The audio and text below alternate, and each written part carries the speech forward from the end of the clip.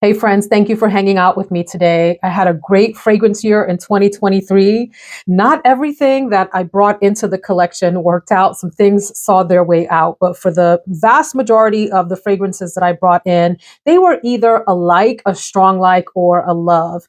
So I thought it would be fun to share with you the 10 fragrances that I purchased this past year in 2023 proper that I think are just sort of the standouts from the bunch. This was really hard, and so I have a list of 10 honorable mentions that are going to be pinned in the pinned comment below in the comments section. So if you want to hear what would have made a top 20 if I had that, go check out that comment. I thought about doing like a top 23 of 23 and then got even overwhelmed by like what's the other 3 that I would choose. So there are 10 that I want to share with you that I just fell in love with, but I also wanted to talk about some fails from the past year. Some fragrances that just they didn't cut it and they have left my collection. I think I have sold all of those, so I'll talk about those at the end. And so for the 10 that are the top purchases of the year, I also want to share I didn't do any PR. I got some amazing fragrances in PR that I kept adding into the top 10, and for some reason that just didn't feel right, and so I left those out. So these are 10 fragrances I purchased on my own, and the ones that are in the pinned comment I also purchased on my own. Enough delaying, let's get to it. I'm going to start off with one that doesn't get a whole lot of love on YouTube, and looking at the lineup, the rest are most of them are usual suspects and won't be any surprise. But this one people don't really talk about very often. It's Creme de Cuir from BDK. This fragrance can be described as a suede, woody, vanillic, beautiful, soft, demure fragrance. I would say that this is pretty much a unisex fragrance, but I love the way that this plays on my skin as a female. I think that it is one of those sort of softer, understated fragrances in comparison to some of the powerhouses that have leather in them. For example, Overture from Amouage is a very projecting, long-lasting, filling up a room type of fragrance. This one is a little bit softer to the skin. You got to come in a little closer. This does have some projection and it has some decent longevity, but you have to come in closer into the person's space to sense this fragrance on them. At the top, there's a little bit of citrus and some pepper that gives it some brightness. And then it settles down into a musky, leathery, sandalwoody fragrance. I think the combination of those is just divine. And it's softened up by leather, which gives it, for me, some of the more feminine, softer, rounder aspects of this. It's a slightly bit powdery on the skin.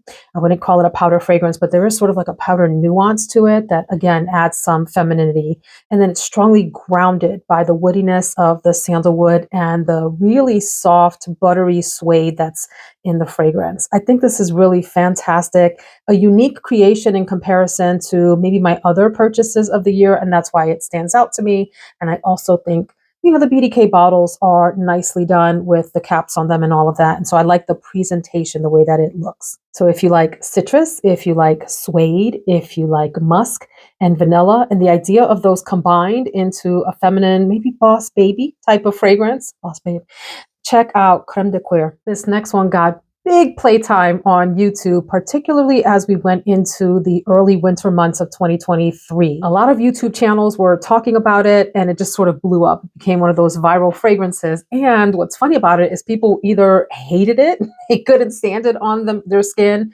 and it made them nauseous, or they fell completely in love with it. I didn't hear or see many comments or reviews that talked about this being just okay. I didn't get that. It was one or the other. And for me, it was the other. I fell in love with this fragrance at first sniff.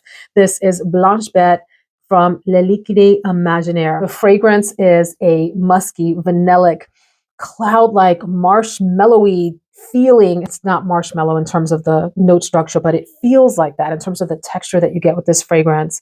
A lot of folks find this really milky. I would go so far as to say that it gets creamy as it continues to dry down. There's soft, sweet, white florals, jasmine and tuberose. The tuberose is very soft. I don't know, there's a sweet milkiness about this and this cloud-like beauty that just is very captivating to me. It's one that can be a little bit cloying and annoying. If you overspray, it will be really too much for the people around you. But if you keep yourself restricted to just maybe a handful of sprays at the most, and perhaps spray below the top of your body, like down in your legs, maybe your backside or something like that, your stomach, people may enjoy the way that this wafts up to them. If you have it all up here with 12 to 20 sprays, my friends, around your neck, people are probably going to be repulsed by is. I think it's wonderful. Like I said, vanilla, muskiness, like a marshmallowy muskiness to it, a creaminess, and white florals. And I think it's just fabulous. Now, if you look at the note structure, it lists incense. I can't say that I picked that up, and that's okay. And so when you look at note structures, don't expect that you will be able, when you smell it, to pick out all of the individual notes. There's certain notes that sort of pop out more than others, and there are accords that are formed with notes to give you sort of a general type of smell instead of the individual notes themselves. But Blanche Bete is beautiful. And for me, this is very projecting and very long lasting. I spray in the morning and it goes into the early evening and into the night and sticks on your clothing, friends. I would say that this is a fragrance that is best in the fall and in the winter because of the punch that it packs. It's a pretty dense feeling fragrance, even though there's a lightness from and a cloud likeness, but it does have some thickness to it. And so just be careful with this in warmer weather and perhaps reserve it for cooler nights or cooler months of the year. Blanche Bete. Beautiful. One of my favorite vanilla pickups of this year, and maybe of all time, it is really freaking fantastic, is the flanker of Black Opium called Black Opium Le Parfum. This is such a luscious, delicious, really sexy, sensual, alluring, take a bite out of my neck vanilla fragrance. This is absolutely sexy in the way for me that the 80s and 90s fragrances were the big powerhouses of that time. If you think about some of the sort of ambery vanilla aspects of those fragrances and take away the floral punches that a lot of those had, you may get a sense of what this smells like. If you think about the base of those fragrances, wow, oh wow, do we get a lot of very heavy vanilla in Black Opium. It's like a very mature, aged, delicious vanilla. And I don't mean delicious in gourmand. I mean delicious because it smells so good. You got to say, mm-mm-mm. It has something like 4 different types of vanilla notes blended in the base of the fragrance. There's a little bit of white floral that I think is really just an accompanying player, something to add a little bit of dimension to the fragrance, give it a lot of femininity. I wouldn't call this a floral fragrance. And then there's a fruity note, I believe, at the top. And some people pick up a coffee note in the fragrance. I can't say that I get coffee. For me, this is a deeply vanillic fragrance, almost bordering on amber. And the reason that I say that is because amber as an accord does have vanilla usually, I think all the time, in the structure of notes that make up the amber accord. And so it's heavily vanillic. This is so beautiful and sexy. And listen, my husband is not into vanilla fragrances and he thinks that this is amazing on me. And I have to agree, it is a great date night fragrance, great year round, but definitely into the evening when you want to be sultry and sexy. Picture yourself with that red dress on and your hair done well and you got your red lipstick on, my friends. And gentlemen, I think this would really smell absolutely fantastic and alluring and intoxicating on male skin as well. Black Opium Le Parfum, one of the best vanillas that I picked up this year. Maybe the best vanilla of 2023 that I purchased. Again, these fragrances weren't produced or released in 2023, but I purchased them in this year. Next, friends, if you like pina coladas and getting caught in the rain, boy, do I have a fantastic fragrance for you. This is another one that has made the rounds on YouTube and with good reason. It gets hyped for the right reasons. This is Simone Andreoli. Leisure in Paradise is fantastico, beautiful summer fragrance. Although, friends, look, wear your fragrances year round and see what you think. Like, even though I talked about Blanche Bete being, fall and winter fragrance, try it out in the summer. You might really love it. This is one that I really associate heavily with summer. And I would pull it out in winter when I wanted a break from the heavier, more spicy, ambery, leathery, powerhouse, heavy hitter winter fragrances. This is a tropical dream. It has vanilla for a base sort of and sweetness. And then it has a bunch of tropical fruits. One of the main ones being coconut. There's papaya and pineapple. And I forget the other one. And it's beautiful. It's like a tropical drink in a bottle. It's so, so good. So creamy for me, so delicious. And it's one that like makes me roll my eyes in the back of my head when I put this on. Super freaking good. You can overspray yourself with this and be okay. The projection, I would say, is fairly moderate. And the longevity is also moderate, although some people report that this lasts forever and ever on them. And so I just think it's fabulous. And I think it's worth every freaking penny of the retail price. Although, friends, as I always say, see if you can get this on a discount site somewhere because it's not inexpensive. Okay, it's a little bit of a pricier fragrance, but so good, so intoxicating, and so perfect for a happy summer day where you want to smell dreamy, creamy, fruity, vanillic, all the things. One of my favorite designer releases of this year. Another polarizing fragrance. People either hate it or they love it. Love me some Valentino Donna Born in Roma. This is a perfect date night scent when you want to be feminine, alluring, and sexy without being too much in either direction. You don't want to be all the way like red dress Jessica Rabbit, and you don't want to be Pollyanna on your date. You want to be like a nice blend of those two types of personalities. I love the ombre effect on these studded bottles, on this bottle in particular, and I love the studded effect on all the Valentino bottles, is what I meant to say. You do need to enjoy jasmine to enjoy this fragrance. I don't think it is an indolic jasmine at all.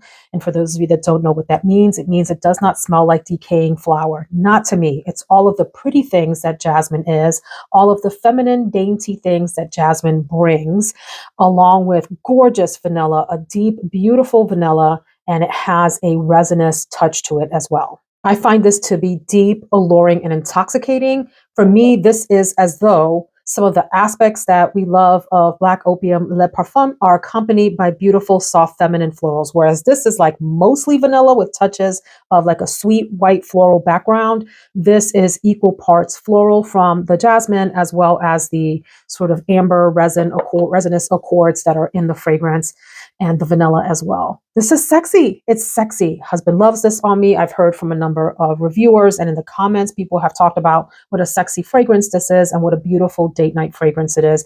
It is also versatile in the sense that you can wear this in multiple occasions. Whereas this is something I pull out when I really want to be sexy. And so you got to, be careful about that. This is a little bit more versatile because of the floral aspects of it, making it a little bit more universal, if you will, across occasions like out to dinner with friends and that sort of thing. So beautiful, favorite designer release of 2023. And speaking of jasmine and vanilla in fragrances, y'all, I fell in love with a fragrance named Alien Goddess Intense. I adore this fragrance here. Love the ombre bottle. People love to hate on the Alien line, but your girl here is an Alien lover. The original Alien is, well, we've all heard that it was my wedding fragrance, and I just adore it. This is all kinds of beautiful jasmine and coconut and vanilla, a little touch of tea, and a little touch of a warm woodiness in the base. And I think this is one of those fragrances that you must test on skin. It smells great, straight out of the atomizer if you're testing it at the store, but there's some magic that happens on the skin, and this gets really warm, really creamy, very sort of sweet and balmy and vanillic, and is all things dreamy. A lot of folks wear this in the summer. It was released last year in 2022. I think this is a great year-round fragrance. If you are a lover of the original Alien DNA, you'll see some of that or smell some of that in this fragrance, along with the addition of this gorgeous creamy coconut and an amping up of a vanilla note. This is a fantastic, very projecting, long-lasting fragrance that I think is a winner, an absolute winner. Then let's go to a fragrance that I nearly passed on because I have other fragrances in the similar scent family in my collection. And let me just pause to say, when I ended 2022, there was a video that I posted about resolutions for the coming year, fragrance resolutions or resolutions for this channel. And one of them was that I would, why did I ever promise this to myself? That I wouldn't buy fragrances that had a similar profile as others in my collection. Well, what was I thinking? That was just a silly promise that I made to myself. I was trying to sort of reduce the number of fragrances that I purchased that were redundant. But I don't know that this is completely redundant. And so I went for it because I couldn't stop thinking about it after I sampled it. And it is Moon Carnival from Vilhelm Parfumerie.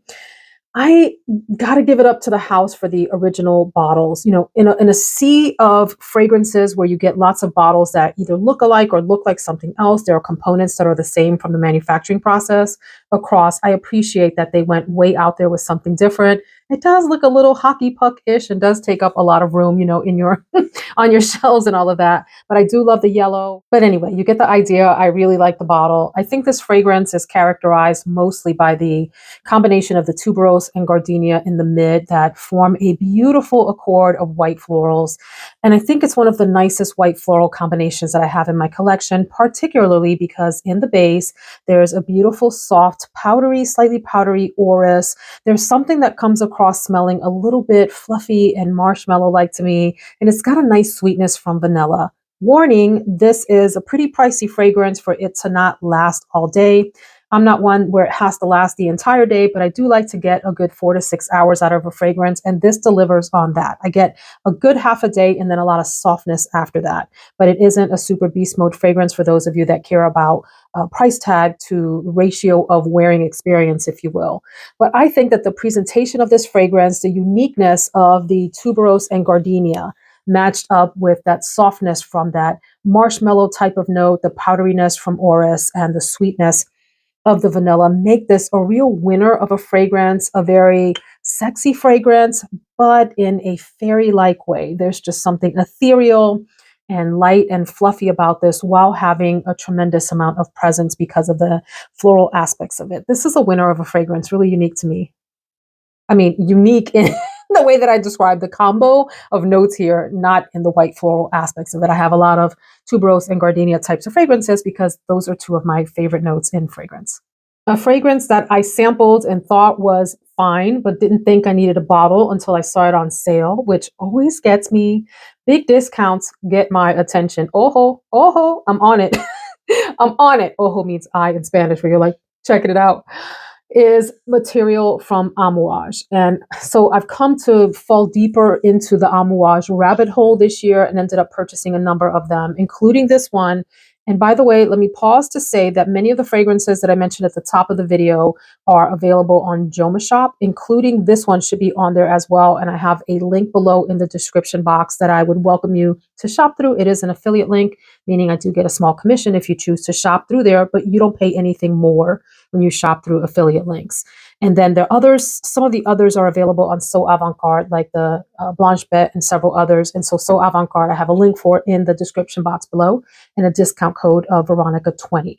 You can also find some of the other ones like Moon Carnival on Twisted Lily. I'm an affiliate with them as well. And the code there is Veronica10 if you would like 10% off there. So check those 3 sites.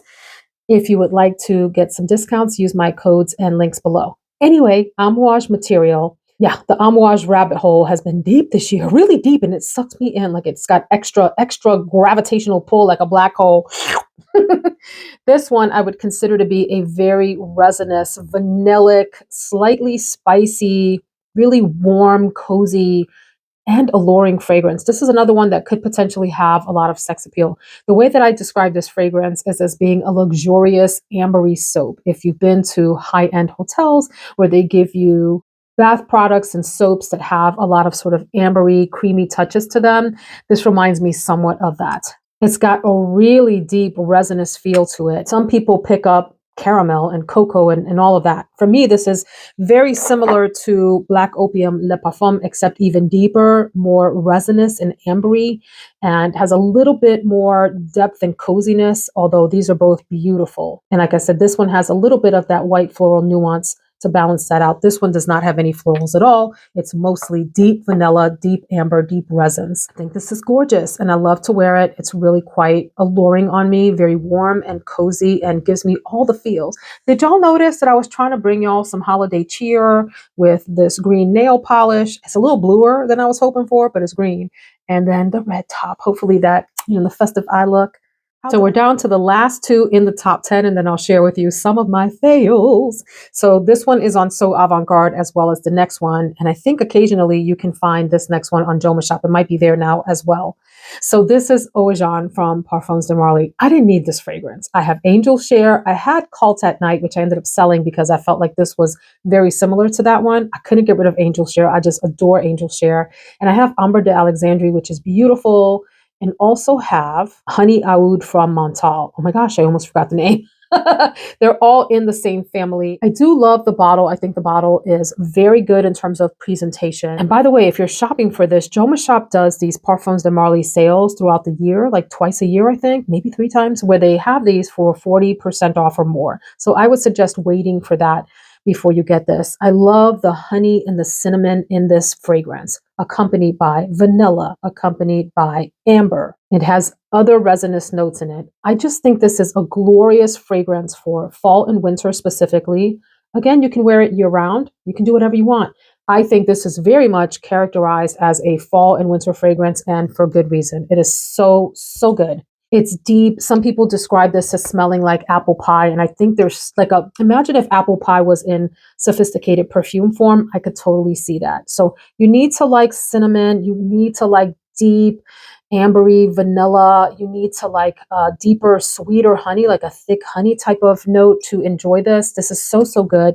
So thick, long lasting for me, very projecting, very sexy. I don't think this leans masculine at all. I find it to be very unisex, very wearable, and just like the perfect quintessential fall fragrance, if you ask me. I think it's fantastic.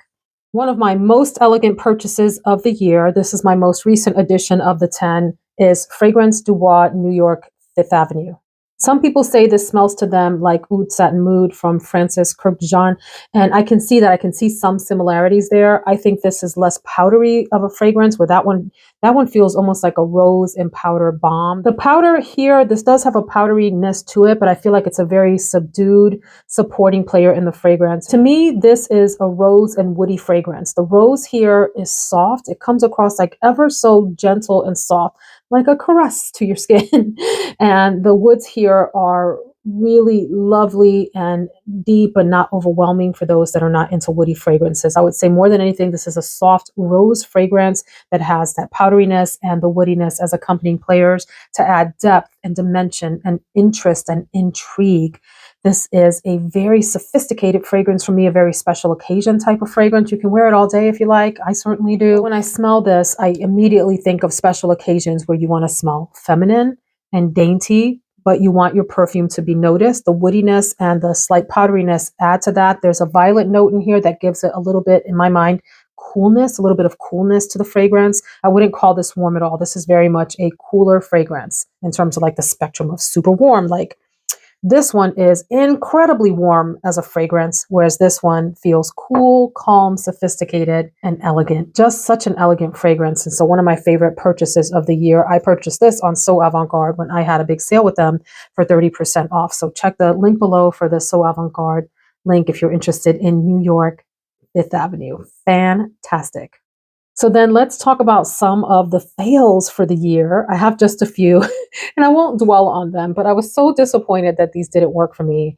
The first one is Tales from Zanzibar from Memoirs of a, what is it? Memoirs of a, wait a minute, what's it called? Yeah, Memoirs of a Perfume Collector. I had the right idea. I was so looking forward to this fragrance. I thought that the description sounded great, like this citrusy, summery dream. And it was so overpowering and so overwhelming and so sharp to me that it was like headache inducing right away. And I just couldn't get with it. By the way, all of these fragrances have found a happy, happy new home. A softer fail because there were aspects of it that I really did enjoy, but overall it just didn't work as the sample did for me, is Cow from Zoologist. So I ended up sampling a bunch of Zoologist fragrances. Let me know if you would be interested in a video reviewing my experience with the Zoologist house. I did purchase Snowy Owl, which I adore. It is in my collection, very bizarre and unique fragrance.